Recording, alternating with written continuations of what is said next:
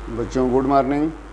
आज हम लोग पीरियाडिक टेबल में जो क्लासिफिकेशन पढ़ रहे थे कि इलेक्ट्रॉनिक विन्यास के आधार पर आवर्त सारणी को 4 वर्गों में विभाजित किया गया है, तो एस और पी ब्लॉक के तत्वों के बारे में हम लोग ने अध्ययन किया था।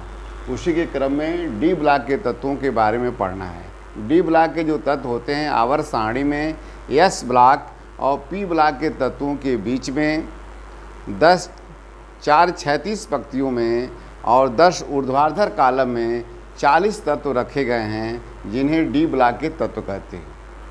इन तत्वों को संक्रमण तत्व कहते हैं, क्योंकि इसमें जो अंतिम इलेक्ट्रॉन होता है बाहरी उपकोष से पहले वाले उपकोष में प्रवेश पाता है। अब इसमें जो डी ब्लॉक के जो तत्व हैं उनको 4 सीरीज में विभाजित किया गया है। पहला है 3D सीरीज श्रेणी के तत्व, दूसरा है 4D श्रेणी के तत्व, तीसरा है 5D श्रेणी के तत्व और चौथा है 6D श्रेणी के तत्व। तो 3D श्रेणी के जो तत्व हैं वह स्कांडियम से लेकर जिंक तक होते हैं। स्कांडियम का परमाणु क्रमांक 21 और जिंक का परमाणु क्रमांक 30 होता है, यानी इसके बीच में 10 तत्व हो गए। उसी तरह से 4D श्रेणी के जो तत्व हैं वह एट्रियम से लेकर कैडमियम तक होता है, इसे भी 10 तत्व हैं। और 5D श्रेणी में लेंथेनाइड्स, उसका परमाणु क्रमांक 57 है। चूँकि यह ब्लॉक का तत्व है इसलिए इसी जस्ट बाद हाफनियम है जिसका परमाणु क्रमांक 72 है, और यह मरकरी जिसका परमाणु क्रमांक 80 है के तत्व डी ब्लॉक के तत्व कहलाते हैं। उसी तरह से 6D श्रेणी के जो तत्व हैं उसमें एक्टिनाइड्स है जिसका परमाणु क्रमांक 89 है। चूँकि यह ब्लॉक का तत्व है इसलिए इसमें रदरफोर्डियम जो तत्व है ये, और यहाँ से लेकर कापर्नेशियम तक जो है 112 तक के तत्वों को ये 6D ब्लॉक के तत्व कहते हैं। ठीक है, अब इन डी ब्लॉक के तत्वों का कुछ विशेषताएं होती हैं जिसके कारण से ये तत्व ऐसे व्यवस्थित किए गए हैं। यानी आवर्त सारणी में जब बंटवारा हुआ तो उपवर्ग ए के सभी तत्व नॉर्मल तत्व कहलाए और उपवर्ग बी के सभी तत्व संक्रमण तत्व कहलाए। संक्रमण तत्वों को जानने के लिए एक और उसमें है कि संक्रमण तत्वों को जिन तत्वों की समानता सेतु तत्वों से कम होता है वे ही तत्व संक्रमण तत्व कहलाते हैं। अर्थात ये जितने भी तत्व हैं इन तत्वों की समानता सेतु तत्वों से कम होता है।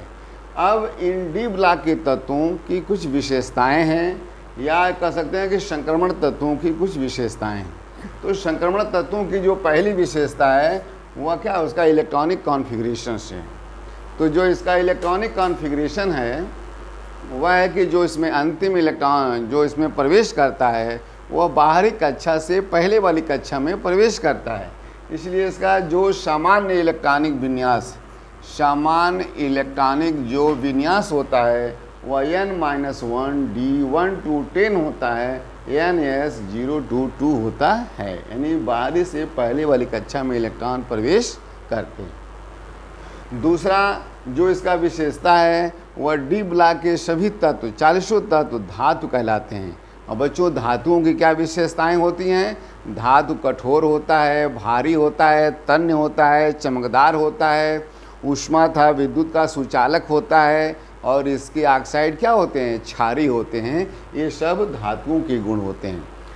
इसी क्रम में अगला जो इसका विशेषता है वह धातुओं की प्रमुख विशेषता है कि धातु धन विद्युतीय होते हैं, अर्थात इलेक्ट्रॉन त्याग कर धनायन बनाने का गुण रखते हैं, इसलिए धन विद्युतीय गुण इसका होता है।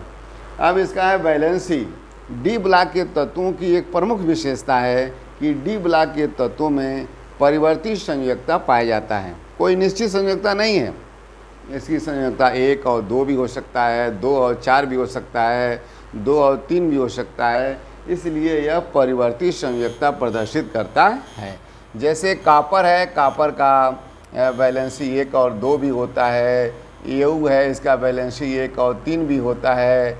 यमन का 2 और 4 भी होता है। आयरन का 2 और 3 भी होता है। इस तरीके से इसका वैलेंसी परिवर्तनशील होता है। ठीक है, अब नेक्स्ट इसका जो विशेषता है वह है कि जो तत्व परिवर्ती संयोजकता प्रदर्शित करते हैं वे तत्व उत्प्रेरक के रूप में कार्य करते हैं। उत्प्रेरक और उत्प्रेरण, उत्प्रेरक वो मेन वो एलिमेंट्स होता है और प्रक्रिया उत्प्रेरण कहलाती है। यानी परिवर्ती संयोजकता जो तत्व प्रदर्शित करते हैं वे उत्प्रेरक के रूप में कार्य करते हैं। इसी क्रम में हम लोग पढ़ेंगे शंकर लवण, यानी ये जो डी ब्लॉक के जो तत्व हैं वह शंकर आयन तथा Shankar compounds, complex ion and complex compound बनाते हैं। जैसे कॉम्प्लेक्स कंपाउंड में है K4FeCN6, यह एक कॉम्प्लेक्स कंपाउंड है। पोटेशियम फेरोसाइनाइड, इसी में क्या है K3FeCN6 पोटेशियम फेरीसाइनाइड। इसी में है K2HgI4 पोटेशियम टेट्रा आयोडो मर्क्यूरेट। इसी में है AgNH3 का ट्वाइस Cl डाई अमीन सिल्वर क्लोराइड्स। इस तरीके से ये सब क्या हैं, शंकर आयन तथा शंकर यौगिक बनाने का गुण रखते हैं। इसी में बच्चों ये है रंगीन आयन तथा रंगीन यौगिक बनाना। ये कैसे रंगीन आयन तथा रंगीन यौगिक बनाते हैं, इसको समझने के लिए यहाँ पर डी ऑर्बिटल समझना है। डी ऑर्बिटल्स हैं तो डी ऑर्बिटल में ऑर्बिटलों की संख्या कितनी होती है, कोई बताए? कोई लड़का बताए या कोई लड़की बताए? बहुत अच्छा, 5 ऑर्बिटल होते हैं। कौन कौन, कोई बताएगा? हाँ बताओ बताओ, कौन, कोई बताओ। ठीक, हाँ वेरी गुड। ये जो 5 ऑर्बिटल्स हैं उनके नाम अलग अलग हैं, 1 2 3 4। पहले का नाम है DXY, दूसरे का नाम है DXZ, DYZ, DX² ऋण Y² और DZ²। ये 5 ऑर्बिटल्स हैं, ठीक है। इन 5 ऑर्बिटलों में अगर एक इलेक्ट्रॉन, जैसे स्कैंडियम का एक भरता है तो वह अयुग्मित होगा, तो जो इसमें अयुग्मित इलेक्ट्रॉन होंगे वही रंगीन आयन तथा रंगीन यौगिक बनाएंगे। दूसरा है ये भी अयुग्मित है, तीसरा इलेक्ट्रॉन है ये भी अयुग्मित है, चौथा है ये भी अयुग्मित है, पांचवा है ये भी अयुग्मित है, छठवां इलेक्ट्रॉन है तभी 4 अयुग्मित हैं। ये अगला इलेक्ट्रॉन भर दिए, 7वां तब भी अयुग्मित है 3, 8वां भर दिए तब भी 2 अयुग्मित है, 9वां भर दिए तब भी 1 अयुग्मित है। अर्थात 1 से लेकर 9 तक के जो इलेक्ट्रॉन हम भरेंगे उसमें कहीं न कहीं अयुग्मित इलेक्ट्रॉनों की संख्या होगा, और जिसमें अयुग्मित इलेक्ट्रॉनों की संख्या होगा वह तत्व रंगीन आयन तथा रंगीन यौगिक बनाने का गुण रखेंगे। जैसे देखो कॉपर, देखे हो कॉपर का क्या होता है, नीले रंग का होता है, ठीक है। तो ये है, उसी तरह से अगर 1 इलेक्ट्रॉन और भर जाए तो ये पूरा पूरा भर जाएगा। जब पूरा पूरा भर जाएगा तो ये सफ़ेद होगा, सादा होगा। जैसे जिंक है, जिंक सल्फेट खाद देखे होगे, सफ़ेद कलर का होता है। कैडमियम सल्फाइड ये साल्ट है, केमिस्ट्री प्रैक्टिकल में बताया जाएगा, इसमें यह सफ़ेद कलर का होता है।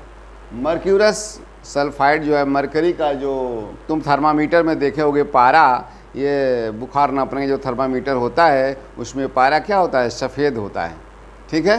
तो ये सब क्या है, इसी कारण से है कि जब डी ऑर्बिटल पूरा पूरा भरा होगा तो वह सफ़ेद होगा। अगर उसमें एक भी अयुग्मित इलेक्ट्रॉन होगा तो वह रंगीन आयन तथा रंगीन यौगिक बनाने का गुण प्रदर्शित करेगा। लास्ट में इसमें है अनुचुंबकी तथा प्रतिचुंबकी। अनुचुंबकी को इंग्लिश में कहते हैं पैरामैग्नेटिक, ऐसे कहते हैं डाईमैग्नेटिक। बच्चों पैरामैग्नेटिक अभी जैसे हमने बताया है, बस इसी पर आधारित है कि अनुचुंबकी किसे कहते हैं। डी ब्लॉक के तत्वों में, किसी भी तत्व में यदि अयुग्मित इलेक्ट्रॉनों की संख्या पाया जाएगा तो वह क्या है, अनुचुंबकीय गुण प्रदर्शित करेगा। अर्थात scandium, titanium, vanadium, chromium, manganese, iron, cobalt, nickel, copper, ये सब क्या हैं, ये सब पैरामैग्नेटिक गुण प्रदर्शित करते हैं, क्योंकि उसमें एक या एक से अधिक अयुग्मित इलेक्ट्रॉन उपस्थित पाए जाते हैं, इसलिए यह पैरामैग्नेटिक हुआ। अब दूसरा क्या है, डाईमैग्नेटिक। तो डाईमैग्नेटिक वह होगा जिसमें डी ऑर्बिटल पूरी तरीके से भरा होगा। यानी डी ऑर्बिटल में जब 10 इलेक्ट्रॉन पूरी तरीके से भरे होंगे तो वह डाईमैग्नेटिक होगा। जैसे zinc, cadmium, mercury, copper, magnesium जो है ये सब के सब इसमें डी में 10 इलेक्ट्रॉन भरे होते हैं, इसलिए यह डाईमैग्नेटिक प्रतिचुंबकीय गुण प्रदर्शित करता है। यदि हम आवर्तों में बाएं से दाएं चलेंगे तो बाएं से दाएं जाने पर परमाणु त्रिज्या का मान बढ़ता जाएगा, ठीक है। लेकिन ऊपर से जब नीचे की तरफ आएंगे तो आयनन विभव, विद्युत ऋणता, इलेक्ट्रॉन बंधुता, ये सब इसका मान घटता जाएगा। इस तरीके से हम लोग आज ये डी ब्लॉक के तत्वों के बारे में पढ़े और इसको अच्छे से नोट बना लेना, पढ़ना, ठीक है। नेक्स्ट अभी बताते हैं अगला बात। तो इसी के क्रम में हम लोग चौथा जो ब्लॉक है, यह ब्लॉक के तत्व के बारे में पढ़ते हैं। यह ब्लॉक जो तत्व होता है आवर्त सारणी में नीचे 14 दो पंक्तियों में तत्व रखे गए हैं, जिन्हें यह ब्लॉक के तत्व कहते हैं। परमाणु क्रमांक 58 से 71 तक तथा परमाणु क्रमांक 90 से 105 तक के तत्वों को यह ब्लॉक के तत्व कहते हैं, जिसमें एक को लेंथेनाइड्स और दूसरे को एक्टिनाइड्स कहते हैं। अब यह ब्लॉक के तत्वों में अधिकांश में जो इलेक्ट्रॉन होता है वह एफ उपकोष में प्रवेश पाता है, चाहे वो लेंथेनाइड्स हो या वह एक्टिनाइड्स हो। अब इस लेंथेनाइड्स और एक्टिनाइड्स अर्थात यह ब्लॉक के तत्वों की कुछ विशेषताएं हैं। उसमें पहला विशेषता है उसका इलेक्ट्रॉनिक विन्यास, जनरल इलेक्ट्रॉनिक कॉन्फ़िगरेशन क्या है। तो यह ब्लॉक के तत्वों का जो सामान्य इलेक्ट्रॉनिक विन्यास है वह n-2 F 0 to 14, n-1 D 0 to 10, ns 0 to 2 होता है। ये इसका जनरल इलेक्ट्रॉनिक कॉन्फ़िगरेशन है। जो यह ब्लॉक के जो तत्व हैं वह डी ब्लॉक के तत्वों की भांति ही सभी धातुएं हैं। यानी धातु कठोर, भारी, तन्य, चमकदार, आघातवर्धनीय, सुघटितता, तन्यता और ऊष्मा तथा विद्युत के सुचालक होते हैं तथा इनके ऑक्साइड क्षारी होते हैं। और इसका वैलेंसी है कि यह ब्लॉक के जो तत्व हैं यह भी डी ब्लॉक के तत्वों की भांति ही परिवर्तित संयोजकता प्रदर्शित करते हैं, अर्थात ये भी यह ब्लॉक के तत्व भी उत्प्रेरक की तरह भी कार्य करते हैं। डी ब्लॉक के तत्वों की भांति यह ब्लॉक के तत्व भी रंगीन आयन तथा रंगीन यौगिक बनाते हैं।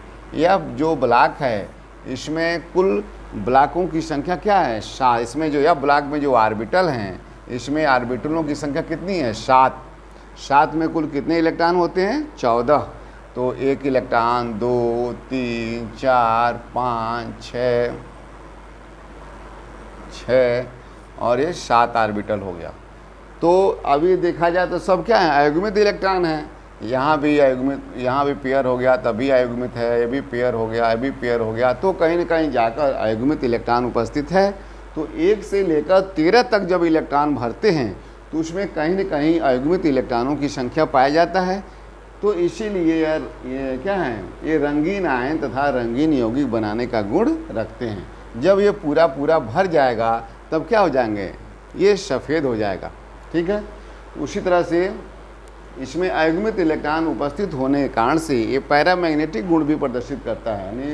यानी ये 58 से लेकर 70 तक, 90 से लेकर 104 तक में क्या है, इसमें कहीं न कहीं एक अयुग्मित इलेक्ट्रॉन उपस्थित होगा, इसलिए यह अन्य चुंबकीय गुण प्रदर्शित करता है। ये शंकर आयन तथा शंकर यौगिक भी बनाते हैं। जो यह ब्लॉक के जो तत्व होते हैं लेंथेनाइड्स और एक्टिनाइड्स, ये शंकर आयन तथा शंकर यौगिक भी बनाने का गुण रखते हैं। इस वर्ग के तत्वों की विशेषता है कि यह ब्लॉक के जो तत्व डी ब्लॉक के तत्वों से क्यों अलग कर दिया गया, इसमें इसका मुख्य गुण है, इसमें रेडियो एक्टिविटी का गुण पाया जाता है। यानी जो यह ब्लॉक के जो तत्व हैं उसमें स्वतः अल्फा, बीटा, गामा किरणें उत्सर्जित होती रहती हैं। इसी कारण से यह कुछ इनकी विशेषताएं अलग होने लगी, इसीलिए यह डी ब्लॉक से अलग रख दिया गया, ठीक है। और ये टॉपिक हम यहीं समाप्त करते हैं। नेक्स्ट टॉपिक हम इस चैप्टर का जो लास्ट टॉपिक बचता है वह है पीरियोडिक प्रॉपर्टीज़ ऑफ एलिमेंट, तत्वों के आवर्ती गुण। नेक्स्ट जब टॉपिक हम लेंगे, जब वीडियो ये बनाया जाएगा, लेक्चर लेंगे, तो उसमें हम तत्वों के आवर्ती गुण के बारे में बताया जाएगा। इस टॉपिक को देख लेना, नोट बना लेना, अच्छे से पढ़ लेना। Thank you.